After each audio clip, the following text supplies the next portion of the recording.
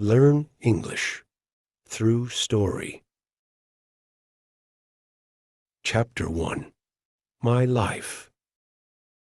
I was born on Leipzig on the May 22nd, 1813, in a room on the second floor of the Red and White Lion, and 2 days later was baptized at St. Thomas Church and christened Wilhelm Richard. My father, Friedrich Wagner, was at the time of my birth a clerk in the police service at Leipzig, and hoped to get the post of chief constable in that town, but he died in the October of that same year. His death was partly due to the great exertions imposed upon him by the stress of police work during the war troubles and the Battle of Leipzig, and partly to the fact that he fell a victim to the nervous fever which was raging at that time. As regards his father's position in life, I learnt later that he had held a small civil appointment as toll collector at the Randstadt gate, but had distinguished himself from those in the same station by giving his 2 sons a superior education, my father, Friedrich, studying law, and the younger son, Adolf, theology. My uncle subsequently exercised no small influence on my development. We shall meet him again at a critical turning point in the story of my youth. My father, whom I had lost so early, was, as I discovered afterwards, a great lover of poetry and literature in general, and possessed in particular an almost passionate affection for the drama, which was at that time much in vogue among the educated classes. My mother told me, among other things, that he took her to Lochstadt for the first performance of the Braut von Messina, and that on the promenade he pointed out Schiller and Goethe to her, and reproved her warmly for never having heard of these great men. He is said to have been not altogether free from a gallant interest in actresses. My mother used to complain jokingly that she often had to keep lunch waiting for him while he was paying court to a certain famous actress of the day, footnote, Madame Hartwick. When she scolded him, he vowed that he had been delayed by papers that had to be attended to, and as a proof of his assertion pointed to his fingers, which were supposed to be stained with ink, but on closer inspection were found to be quite clean. His great fondness for the theater was further shown by his choice of the actor, Ludwig Geyer, as one of his intimate friends. Although his choice of this friend was no doubt mainly due to his love for the theater, he at the same time introduced into his family the noblest of benefactors.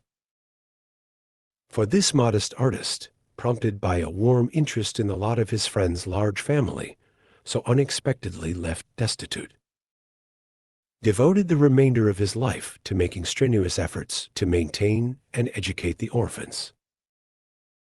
Even when the police official was spending his evenings at the theater, the worthy actor generally filled his place in the family circle, and it seems had frequently to appease my mother, who, rightly or wrongly, complained of the frivolity of her husband. How deeply the homeless artist, hard-pressed by life, and tossed to and fro, longed to feel himself at home in a sympathetic family circle, was proved by the fact that a year after his friend's death he married his widow, and from that time forward became a most loving father to the 7 children that had been left behind. In this onerous undertaking he was favored by an unexpected improvement in his position, for he obtained a remunerative, respectable and permanent engagement as a character actor at the newly established court theater in Dresden. His talent for painting, which had already helped him to earn a livelihood when forced by extreme poverty to break off his university studies, again stood him in good stead in his position at Dresden. True, he complained even more than his critics that he had been kept from a regular and systematic study of this art, yet his extraordinary aptitude for portrait painting in particular secured him such important commissions that he unfortunately exhausted his strength prematurely by his twofold exertions as painter and actor. Once, when he was invited to Munich to fulfill a temporary engagement at the court theater, he received, through the distinguished recommendation of the Saxon court, such pressing commissions from the Bavarian court for portraits of the royal family that he thought it wise to cancel his contract altogether. He also had a turn for poetry. Besides fragments often in very dainty verse, he wrote several comedies, one of which, Der Bethlehemitische Kindermord, in rhymed Alexandrines, was often performed. It was published and received the warmest praise from Goethe. This excellent man, under whose care our family moved to Dresden when I was 2 years old, and by whom my mother had another daughter, Cecilia, now also took my education in hand with the greatest care and affection. He wished to adopt me altogether, and accordingly, when I was sent to my first school, he gave me his own name, so that till the age of 14 I was known to my Dresden schoolfellows as Richard Geyer, and it was not until some years after my stepfather's death, and on my family's return to Leipzig, the home of my own kith and kin, that I resumed the name of Wagner. The earliest recollections of my childhood are associated with my stepfather, and passed from him to the theater. I well remember that he would have liked to see me develop a talent for painting, and his studio, with the easel and the pictures upon it, did not fail to impress me. I remember in particular that I tried, with a childish love of imitation, to copy a portrait of King Frederick Augustus of Saxony. But when this simple daubing had to give place to a serious study of drawing, I could not stand it, possibly because I was discouraged by the pedantic technique of my teacher, a cousin of mine, who was rather a bore. At one time during my early boyhood, I became so weak, after some childish ailment, that my mother told me later she used almost to wish me dead, for it seemed as though I should never get well.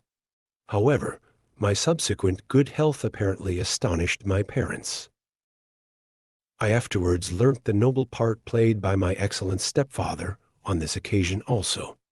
He never gave way to despair, in spite of the cares and troubles of so large a family, but remained patient throughout, and never lost the hope of pulling me through safely.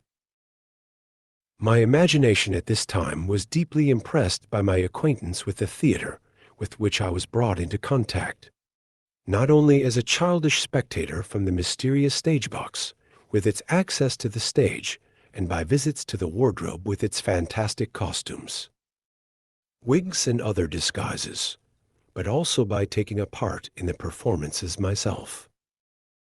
After I had been filled with fear by seeing my father play the villain's part in such tragedies as Die Wees under Mortar, Die beiden Galerensklaven, I occasionally took part in comedy. I remember that I appeared in Der Weinberg and Der Elbe, a piece specially written to welcome the King of Saxony on his return from captivity, with music by the conductor, C. M. von Weber. In this, I figured in a tableau vivant as an angel, sewn up in tights with wings on my back, in a graceful pose which I had laboriously practiced. I also remember on this occasion being given a big iced cake, which I was assured the king had intended for me personally.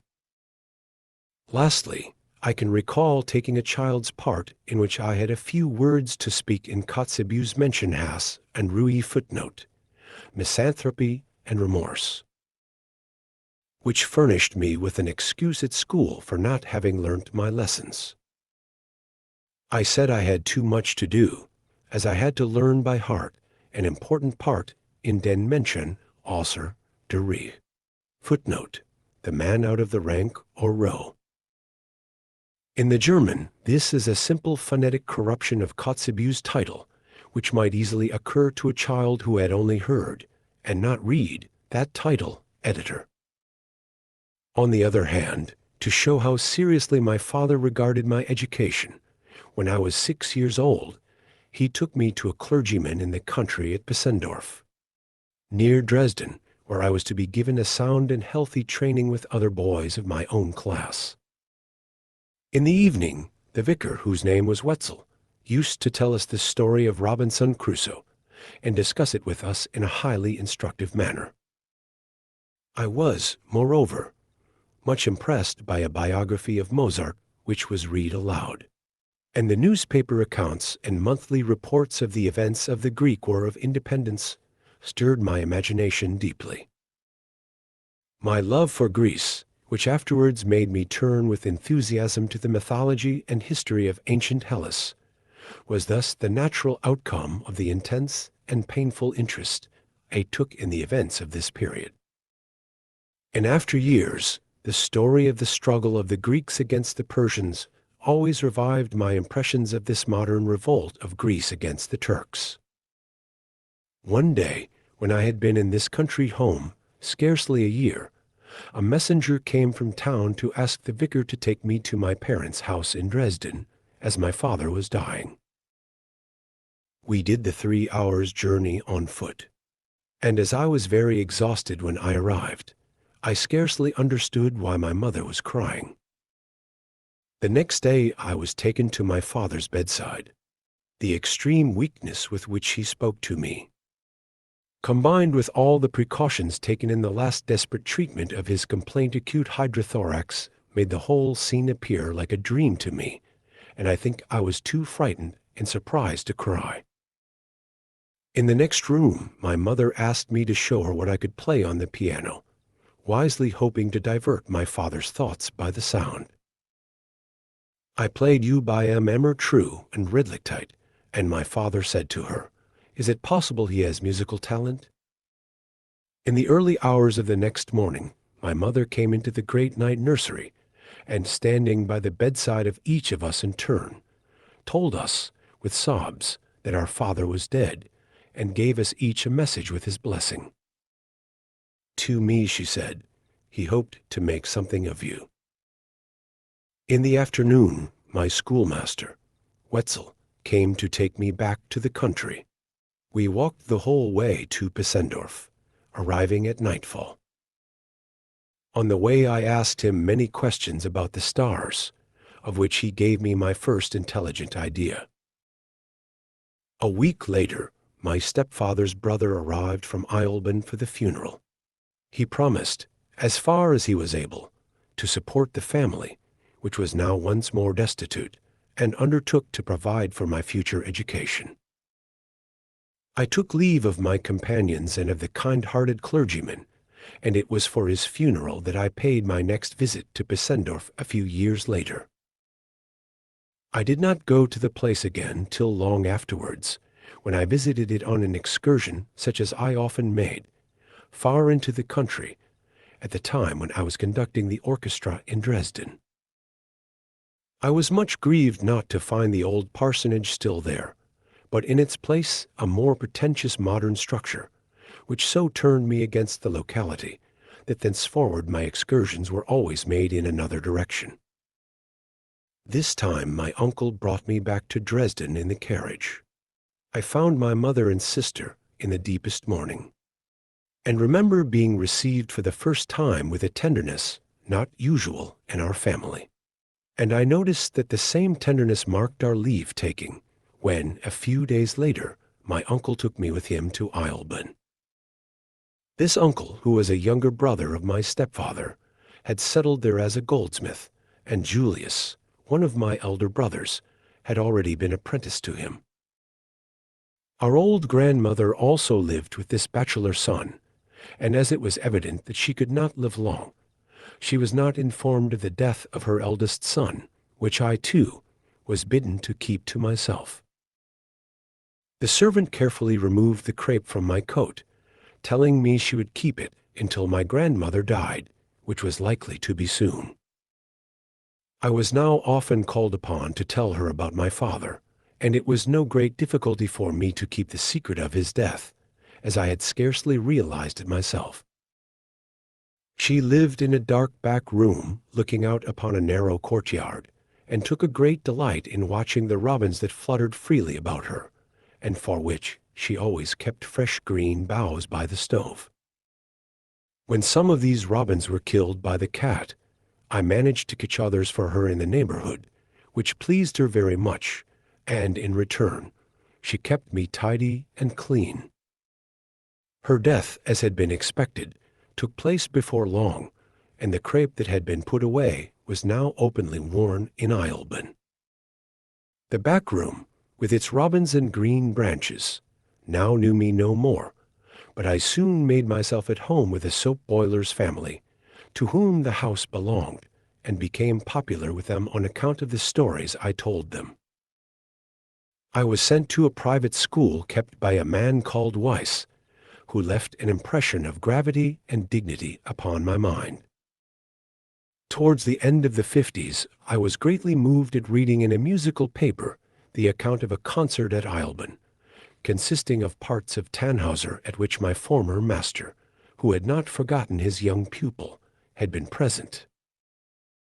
The little old town with Luther's house, and the numberless memorials it contained of his stay there, has often in later days come back to me in dreams.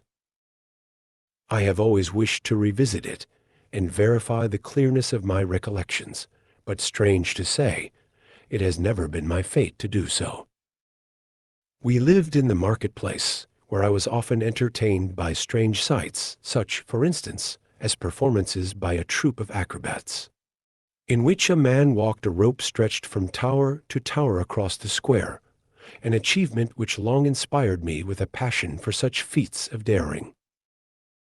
Indeed, I got so far as to walk a rope fairly easily myself, with the help of a balancing pole.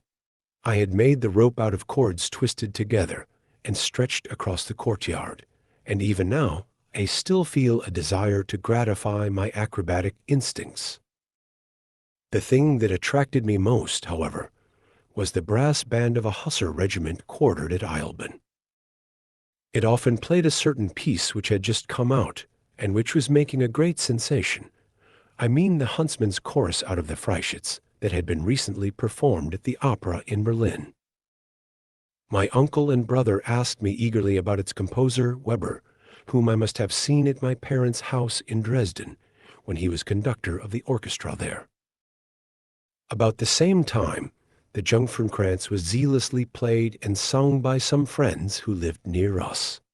These two pieces cured me of my weakness for the Ypsilanti waltz, which till that time I had regarded as the most wonderful of compositions. I have recollections of frequent tussles with the town boys, who were constantly mocking at me for my square cap.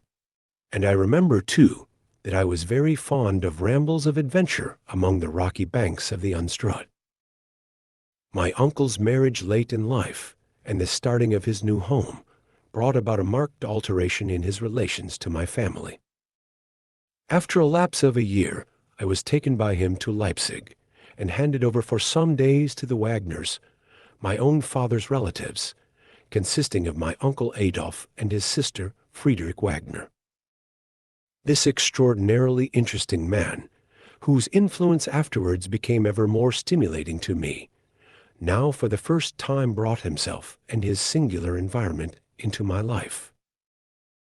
He and my aunt were very close friends of Jeanette Thome, a queer old maid who shared with them a large house in the marketplace, in which, if I am not mistaken, the electoral family of Saxony had, ever since the days of Augustus the Strong, hired and furnished the two principal stories for their own use whenever they were in Leipzig.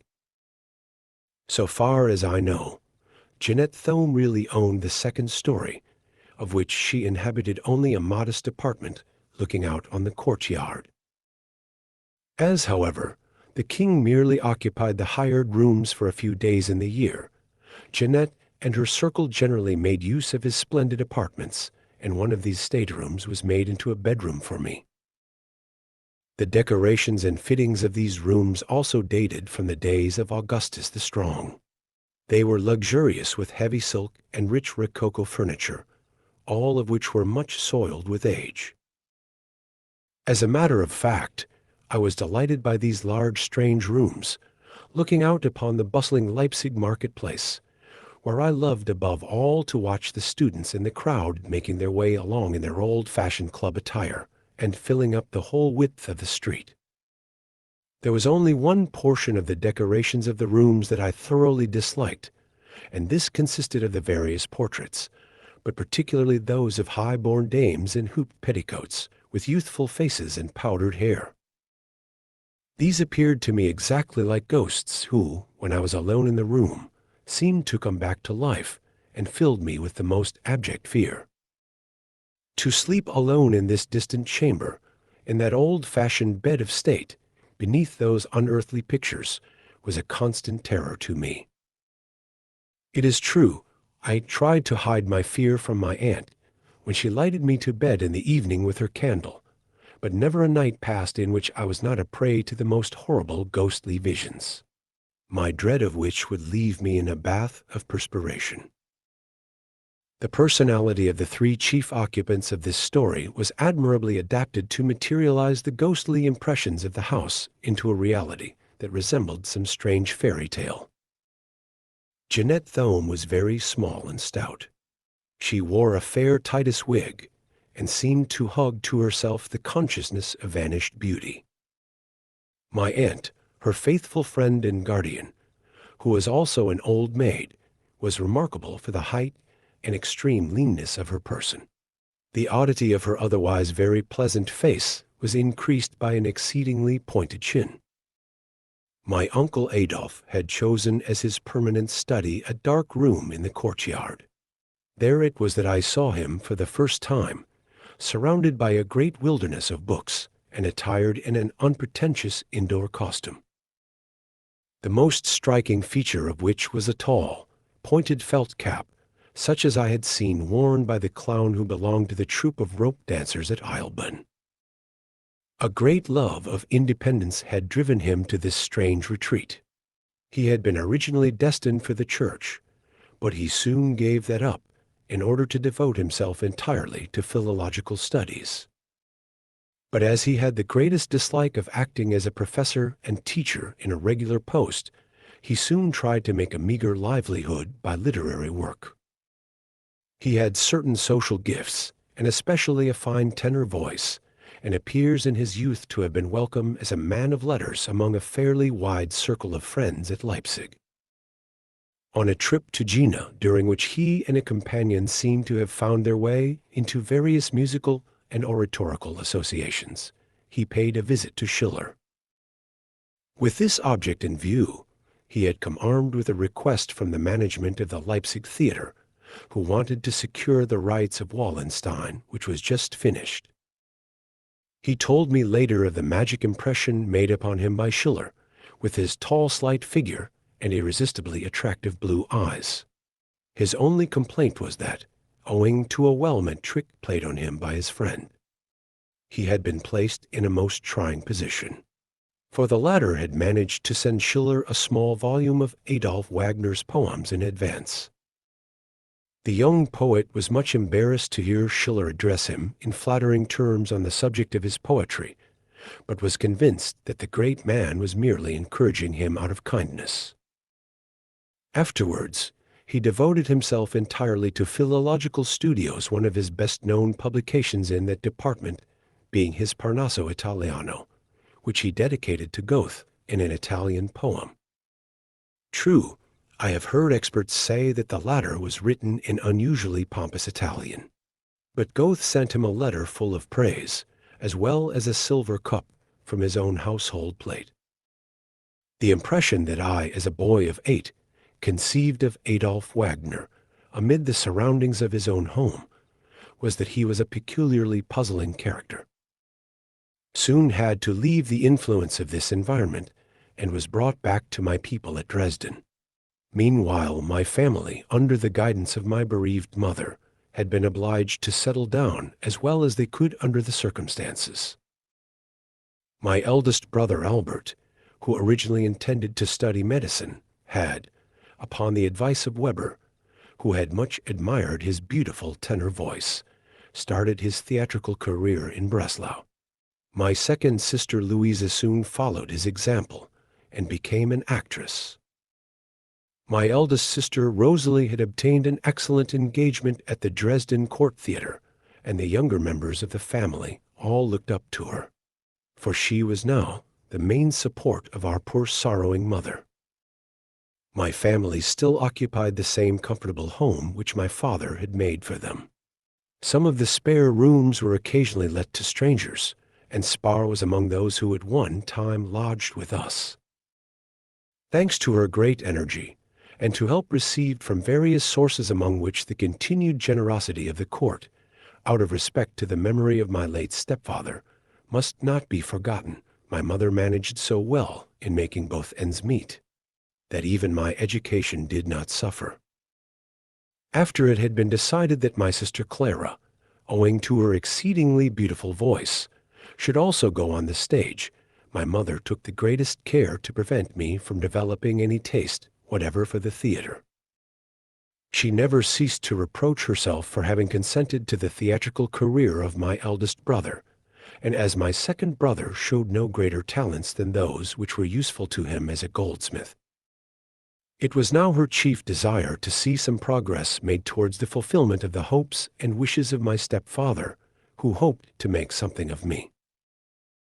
On the completion of my 8th year, I was sent to the Crews Grammar School in Dresden, where it was hoped I would study. There I was placed at the bottom of the lowest class, and started my education under the most unassuming auspices.